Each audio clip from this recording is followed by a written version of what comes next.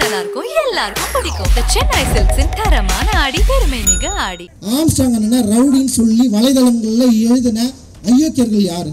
First என்ன பண்ணா? BJP எழுதலாம், டிஎம்கே ஐடிவிங்க ஃபுல்லா இறங்கி அண்ணனை வந்து தப்பு தப்பா எழுதுது. அதிகாரத்துக்கு எதிராக திரள்பவர்களை நீங்க ரவுடின்னு சொல்லுவீங்களா?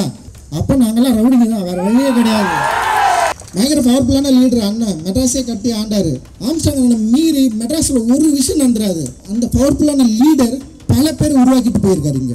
அவர் இல்லைன்னொடனே நீங்கெல்லாம் வந்து பயங்கரமா சந்தோஷமா ஜாலியெல்லாம் இருந்துடாதீங்க. இந்த மெட்ராஸை எங்களை மீறி யாரும் ஆட்சி செய்யவே முடியாது. நீங்க எங்களை என்னன்னாலும் பயமுறுத்தலாம். ஸோ உங்கள் கட்சியில் நாங்கள் வந்து கட்சிக்காரர்களாக சேர்ந்து எம்எல்ஏவாக ஜெயிச்ச அடிமைகள் கிடையாது. நாங்கள் ஒரு மேயர் ஒரு அம்மா இருக்கிறாங்க இங்க.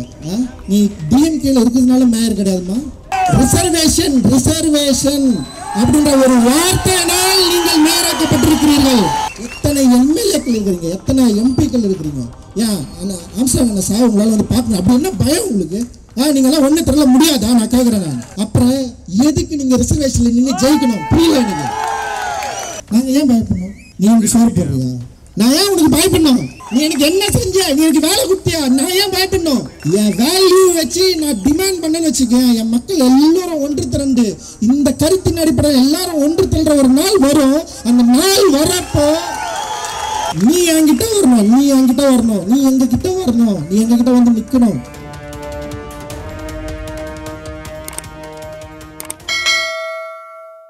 ஜெய்வேன்,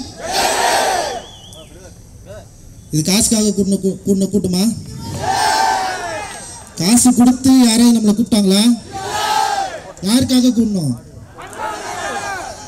அண்ணனுக்காக. அதனால காசு கொடுத்து நம்மளை கூட்டவே முடியாது.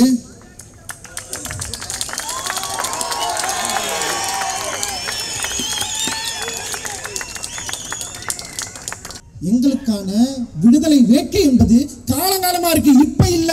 அதனால நாங்க எவன் பின்னாடி போய் நிக்க வேண்டிய அவசியம் எங்களுக்கு இல்லை. யாரை பார்த்து நாங்க பயப்பட மாட்டோம். நாங்க ஏன் பயப்படணும்?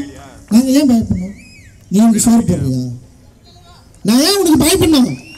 நீ எனக்கு என்ன செஞ்ச? நீ எனக்கு வேலை கொடுத்தியா? நான் ஏன் பயப்படணும்? என் ஓட்டு என் கையில இருக்கு, என் பவர் அது. ஒன் ஓட்டு one value. Doctor Baba Saheb Ambedkar சொல்லிருக்காரு.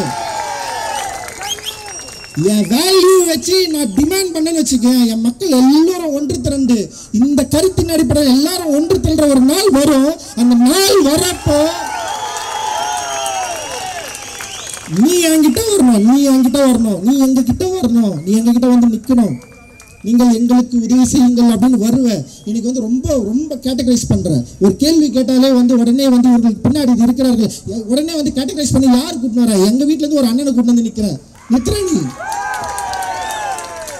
பாரு. அவருடைய குரல் தான் சமூகத்துக்கு தேவையான குரல். என் குரல் அது பிரிச்சிடுமா? நோயுடைய ஒரு சமூகத்தை நோய் இருக்குதுன்னு சொல்றதுல என்னுடைய பிரச்சனைன்றது வந்து சரியானது. இந்த சமூகம் நோயுடைய சமூகமா இருக்கு.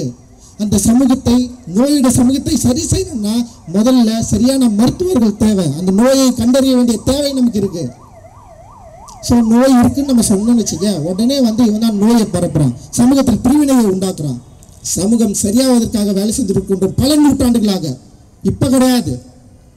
ஐயன் திருவள்ளுவன் காலத்துல இருந்து பிறப்புக்கும் எல்லா உயிருக்கும் சும்மா கிடையாது. ஆண்டாண்டு காலமாக ஃபைட் பண்ணிட்டே இருக்கிறோம். ஆனா நீ என்ன பண்ற? அண்ணன் ஆம்ஸ்ட்ராங் அண்ணன் செத்தவனே அவர் ரவுடின்னு சொல்லி எழுதுற. யார் எழுதுனது? யாரு? ஆம்ஸ்ட்ராங் அண்ணன் ரவுடின்னு சொல்லி வலைதளங்கள்ல எழுதின அயோக்கியர்கள் யாரு? முற்போக்குவாதிகள், அசல் முற்போக்குவாதிகள்.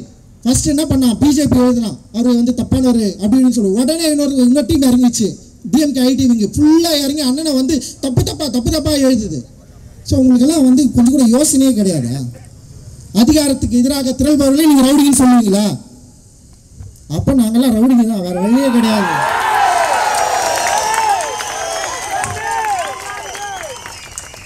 ஸோ நான் இன்னும் தெளிவாக சொல்கிறேன், காவல்துறைக்கு எச்சரிக்கையே விடுறேன். காவல்துறைக்கு எச்சரிக்கை தான். இவ்வளோ மக்கள் இருக்கிறாங்க. சும்மா இந்த படுகொலையை நீ வந்து ஈஸியாக டீல் பண்ணிட்டு போகலான்னு மட்டும் நினச்சிடாதீங்க. ஓகேவா? அண்ணல் அம்பேத்கர் கற்றுக் கொடுத்த சட்ட வழிமுறையின்படி நடக்கிறவர்கள் நாங்கள். 10 லட்சம் தலித்களை ஒன்று திரட்டி வன்முறைக்கு நோக்கி நகர்த்தல அண்ணல் அம்பேத்கர் 10 லட்சம் தலித்களை திரட்டி வன்முறை நோக்கி நகர்த்தவளை பௌத்தம் என்கிற அறவழியை நோக்கி நகர்த்தியவர் தான் எங்கள் ஐயா பாபா சாஹேப் அம்பேத்கர். அந்த அம்பேத்கர் வழி ஐயாவுடைய வழியில அண்ணலுடைய வழியில நாங்கள் போராடிட்டு இருக்கோம். எங்களுக்கு சரியான சட்ட வழிமுறைகள் எங்ககிட்ட இருக்கு. நாங்கள் போராடுவோம். உங்களை எந்த காலத்திலையும் ஃப்ரீயாக விட்டுற மாட்டோம். அண்ணனுடைய படுகொலைக்கு பின்னால் இருக்கிற ஐயோக்கியர்களை நீங்கள் கண்டுபிடிக்காத வரைக்கும் நாங்கள் உங்களோட சும்மா விட மாட்டோம். உண்மையிலே சொல்கிறேன். ஸோ அதனால் நீங்கள் எங்களை த்ரெட்டன் பண்ணாதீங்க. ஃபஸ்ட்டு உடனே த்ரெட்டன் பண்ணிகிட்டே இருக்குது. நீங்கள் இப்படி பண்ணக்கூடாது அப்படி பண்ணக்கூடாது. அண்ணன் டெத்தை படுத்துட்டு இருக்கிறாரு. அண்ணன் மாச்சூரில் இருக்கிறாரு. எவ்வளோ மோசமாக அணுகுனீங்க எங்களை. ஆனாலும் கூட அண்ணன் வழி வந்தவர்கள் எந்த வன்முறைக்கும் மக்களை கூட்டு போகாம பயங்கரமா மக்களே வன்முறையை நாடாம இன்னைக்கு இவ்வளவு மக்கள் கூடி இருக்கிறோம். ஆனா யாருமே வன்முறை பக்கம் திரும்பாம இங்க பாருங்க எவ்வளவு அமைதியா கோரிக்கைகள் மூலமா தேவைகள் மூலமா எவ்வளவு அறவழியில நாங்க பேசிட்டு இருக்கிறோம். சும்மா எங்களை திருப்பி ரொம்ப மோசமா நீங்க கேட்டகரைஸ் பண்றது ரொம்ப ரொம்ப தப்பு. தயவு செஞ்சு அதை நிறுத்திக்கோங்க. இது எச்சரிக்கை தான். ஸோ காவல்துறையை நாங்கள் நம்புகிறோம். காவல்துறையுடைய விசாரணை எப்படி போயிட்டு இருக்குன்னு நாங்கள் வெயிட் பண்ணுறோம். காவல்துறையுடைய விசாரணை மேலே எங்களுக்கு நம்பிக்கை இல்லாத பட்சத்தில் எங்களுடைய டிமாண்டுகள் மாறும். அந்த டிமாண்ட் டெஃபினட்டாக நாங்கள் என்ன முன்வைக்கிறோமோ அதை நீங்கள் செய்து தர வேண்டிய கட்டாயத்தை நாங்கள் உருவாக்குவோம். பயங்கர பவர்ஃபுல்லான லீடர் அண்ணன் மெட்ராஸே கட்டி ஆண்டாரு. உண்மையிலேயே பல மறைமுக சூழ்ச்சிகள் இருக்கு. அண்ணல் அம்பேத்கர் ஆம்ஸ்ட்ராங் அண்ணனுடைய பவரை புரிஞ்சுக்க, அதாவது அந்த பவரை அவங்க காலி பண்ணுறதுக்கு பெரிய சூழ்ச்சி தான் நிகழ்ந்திருக்கு. இதில் ஆம்ஸ்ட்ராங் அண்ணனை மீறி மெட்ராஸில் ஒரு விஷயம் நடந்துடாது. இப்போ சொன்னாங்கல்ல பயங்கரமான அண்ணெல்லாம் சும்மா வரலைங்க அப்படி இருக்கிறாரு. செம்ம பவர்ஃபுல்லான பர்சனு.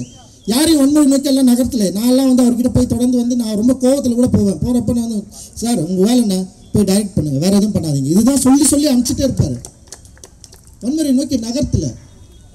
ஸோ அந்த பவர்ஃபுல்லான லீடர் பல பேர் உருவாக்கிட்டு போயிருக்காரு. இங்கே அவர் இல்லைன்னொடனே நீங்களாம் பயங்கரமாக சந்தோஷமா ஜாலியெல்லாம் இருந்துடாதீங்க. இந்த சென்னையை இந்த மெட்ராஸை எங்களை மீறி யாரும் ஆட்சி செய்யவே முடியாது.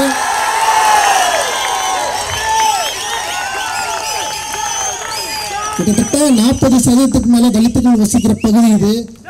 நாங்கள் அரசியலற்று இருக்கலாம். அரசியல் உடையவர்களாக மாறும் பொழுது விழிப்புணர்வு அடையும் போது நாங்கள் சொல்வதை நீங்கள் கேட்டே ஆக வேண்டிய நிலைமை உங்களுக்கு வரும். இது ஒரு எச்சரிக்கை. நீங்க அண்ணன் இல்லைன்னு சொன்னோன்னே நீங்க ஈஸியா டீல் பண்ற மாதிரி யோசிச்சிடாதீங்க.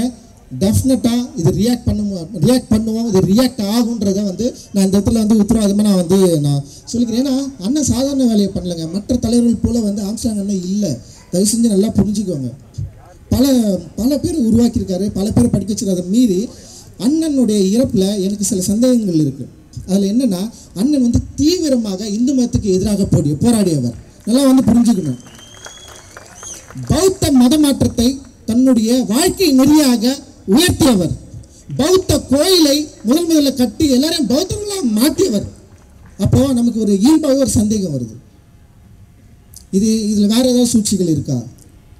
பல சூழ்ச்சிகள் இருக்கிறதா நம்ம பார்த்துட்டு இருக்கோம். ஆனால் மறைமுகமாக இந்த அரசியலை இவர் தேர்ந்தெடுத்து செய்யறது மூலமாக, ஏன்னா அவர் சமீப காலங்களில் தன்னுடைய குழந்தை பிறந்ததுக்கப்புறம் தீவிர பௌத்தராக மாறினதுக்கப்புறம் நிறைய பேர் கூட சுற்றுறதே அவர் அவாய்ட் பண்ணியிருக்காரு. முழுக்க தன்னை பௌத்தராக அப்ளை பண்ணதுக்கப்புறம் அவர் நிறைய ஆட்களை கூட வைத்துக்கொள்வது கூட நிறைய யோசிச்சிருக்காரு. ஸோ அந்த பௌத்த அறநெறி அவர் தனியாக மாற்றிருக்கு. அந்த பௌத்த அறநெறி அவருக்கு பெரிய பவரை கொடுத்துருக்கு. அவர் அதை நம்பியிருக்காரு. ஆனால் அந்த நம்பிக்கை அவருடைய படுகொலை வரைக்கும் கொண்டு போய் நிறுத்திருக்கு. ஆனால் இந்த சூழ்ச்சியை நம்ம சரியாக புரிஞ்சிக்க வேண்டிய தேவை இருக்குது. இந்த கோணத்திலையும் வழக்கை காவல்துறை விசாரிக்க வேண்டும் என்பது எங்களுடைய கோரிக்கை. நீங்கள் இந்த கோணத்திலும் ஆம்ஸ்ட்ராங்கோட படுகொலையை நீங்கள் விசாரிக்க வேண்டிய தேவை இருக்கு. ஸோ இந்த கூட்டம் இதோட அப்படியே கலைஞ்சு போயிடும் மட்டும் நீங்கள் நினைச்சிடாதீங்க. நாங்கள் திரும்பவும் சொல்கிறோம், நீங்கள் எங்களை என்னன்னாலும் பயமுறுத்தலாம். ஸோ உங்கள் கட்சியில் நாங்கள் கட்சிக்காரர்களாக சேர்ந்து எம்எல்ஏவாக ஜெயிச்ச அடிமை கிடையாது. நாங்கள் ஒரு மேயர் ஒரு அம்மா இருக்கிறாங்க இங்கே. நீ டிஎம்கேல இருக்கிறதுனால மேயர் கிடையாதுமா.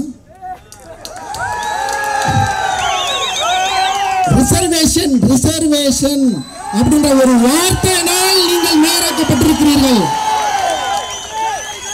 கயல்விழி செல்வராஜ் நீங்க ஏன் ஆதி திராவிட நலத்துறை அமைச்சரா மாறினீங்கன்றதை நீங்க புரிஞ்சுக்கோங்க. ஓகேவா? Reservation. Okay, doctor Baba Saheb Ambedkar வாங்கி கொடுத்த ரிசர்வேஷன் என்கிற சட்டத்தின் அடிப்படையில் நீங்க எல்லாம் மாறி இருக்கிறீங்க. எத்தனை எம்எல்ஏக்கள் இருக்கிறீங்க, எத்தனை எம்பிக்கள் இருக்கிறீங்க. ஏன் ஆம்ஸ்ட்ராங் அண்ணா சார் உங்களால் பார்க்கணும் அப்படி என்ன பயம் உங்களுக்கு? நீங்க எல்லாம் ஒன்றும் தெரியல முடியாதா? நான் கேட்குறேன். நான் எப்போ இந்த பயத்திலிருந்து விடுபட போறீங்க? உங்களுடைய கட்சி உங்களை கட்டுப்படுத்துதா? நீங்க தலித்துகளுக்கு ஆதரவா பேசக்கூடாதா? தலித்துகளுக்கு ஆதரவா போராடக்கூடாதா? அப்புறம் எதுக்கு நீங்க ரிசர்வேஷன்ல நின்று ஜெயிக்கணும்? புரியல எனக்கு. புரட்சியாளர் அம்பேத்கர் சொல்றாரு, தனித்தகுதி மூலமாக இங்க இருக்கிற அரசியல்வாதிகள் அரசியல் ஒரு அடிமைகளை தான் உருவாக்க போகிறது அப்படின்னு சொன்னாரு. சோ எத்தனை காலம் இன்னும் அடிமைகளா இருக்க போறீங்க? தலித் எம்எல்ஏக்களும் எம்பிக்களும் எப்ப நீங்க மக்களுக்காக பேச போறீங்க? எந்த பிரச்சனையில நீங்க மக்களுக்கு எதிராக ஆதரவா நின்னுங்க? நீங்க வேங்கவேல் பிரச்சனைக்கு நீங்க வந்தீங்களா? இல்ல எத்தனை ஆணவ படுகொலை நடக்குது?